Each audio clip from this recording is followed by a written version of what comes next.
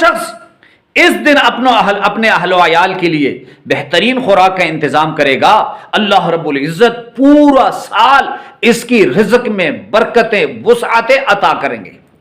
محرم کے دن آپ نے 3 کام کرنے ہیں۔ کتنے؟ 3 کام کرنے ہیں آپ نے۔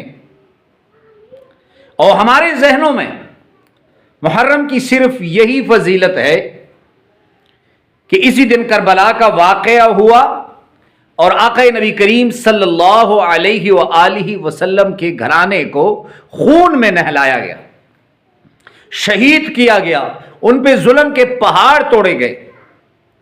حالانکہ عاشورہ، یوم عاشورہ 10 محرم الحرام کی فضیلت حضور نبی کریم صلی اللہ علیہ وآلہ وسلم یہ بتاتے ہیں کہ اسی دن اللہ رب العزت نے پچھلے امتوں کی توبہ قبول فرمائی۔ اسی دن سیدنا آدم علیہ السلام کی توبہ قبول ہوئی، اسی دن یونس علیہ السلام کی توبہ قبول ہوئی، اسی دن موسیٰ علیہ السلام کو فرعون سے نجات ملی، اسی دن بنی اسرائیل کی توبہ قبول ہوئی، اسی دن نوح علیہ السلام کی کشتی جودی پہاڑ پہ جا کے ٹھہری۔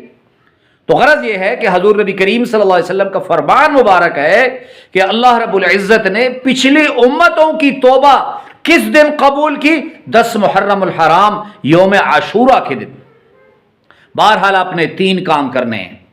سب سے پہلا کام، 10 محرم الحرام کے دن آپ نے روزہ رکھنا ہے، اور جس نے 10 محرم الحرام کے دن روزہ رکھا اللہ رب العزت اسے 1 سال کے روزوں کا ثواب دیں گے۔ اور آقا نبی کریم صلی اللہ علیہ وسلم پر یہ روزہ فرض تھا، جیسے تہجد کی نماز حضور صلی اللہ علیہ وسلم پہ لازم تھی، اسی طرح 10 محرم الحرام کا روزہ آقا نبی کریم صلی اللہ علیہ وسلم ضرور رکھتے۔ پھر جب حضور مدینہ تشریف لائے، حضور نے دیکھا کہ یہود بھی روزہ رکھ رہے، پوچھا گیا ان سے، بھائی کیوں روزہ رکھتے ہو؟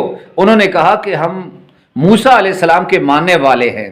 تو حضور نے فرمایا کہ موسیٰ سے جتنی رشتہ داری تمہاری ہے، تم سے زیادہ رشتہ داری ہماری ہے۔ کیوں؟ کہ وہ بھی توحید کے ماننے والے، ہم بھی توحید کے ماننے والے، وہ بھی پیغمبر اور میں بھی پیغمبر۔ تو حضور نے فرمایا اگلے سال اگر میں زندہ رہا تو میں 9، 10 محرم دونوں روزے رکھوں گا، یا ایسے کریں کہ 10 اور 11 محرم الحرام کا روزہ رکھیں۔ اور دوسرا کام آپ یہ کریں کہ 10 محرم الحرام کے دن اپنے اہل و عیال پر بہترین خوراک کا انتظام کریں ان کے لیے۔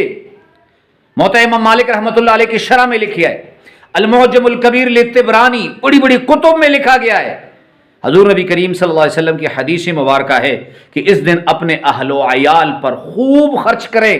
مفہوم ایسے ہے، اب حضور نے یہ کہا کہ علی نفسی، خود پر، اپنے اہل عیال پر خرچ کرے، اور اسی دن سب سے زیادہ فضیلت یہ ہے کہ بندہ اپنے اہل و عیال پر خرچ کرے، سبیلے لگانا، دوسروں لوگوں کو کھلانا یقیناً افضلیت والی بات ہے، لیکن اس دن جو حضور نے فرمایا وہ یہ ہے کہ ہر شخص اپنے اہل و عیال کے لیے خوراک کا بندوبست کرے۔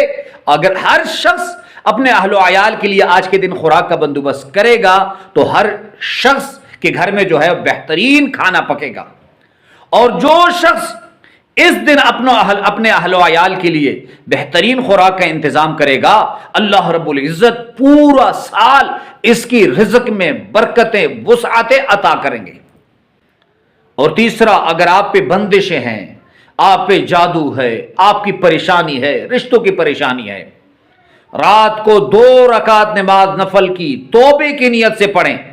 محرم الحرام جتنی ساری انبیاء کی امتوں کی توبہ قبول ہوئی ہے، تو اس دن توبے کا دن ہے، اس دن آپ نے توبہ کرنا ہے، 2 رکعت نماز توبہ پڑھنی ہے، اور ہر رکعت میں 50 مرتبہ سورہ اخلاص پڑھ کے اس کے بعد توبہ کریں، اور توبہ کے بعد اپنی بندشوں، جادو، جنات، جو مسائل ہیں آپ کے لیے، آپ کے ساتھ، اس کے لیے اللہ رب العزت سے دعا کریں۔ اللہ ہم سب کا حامی و ناصر ہو۔ وآخر دعوانا ان الحمد للہ رب العالمین۔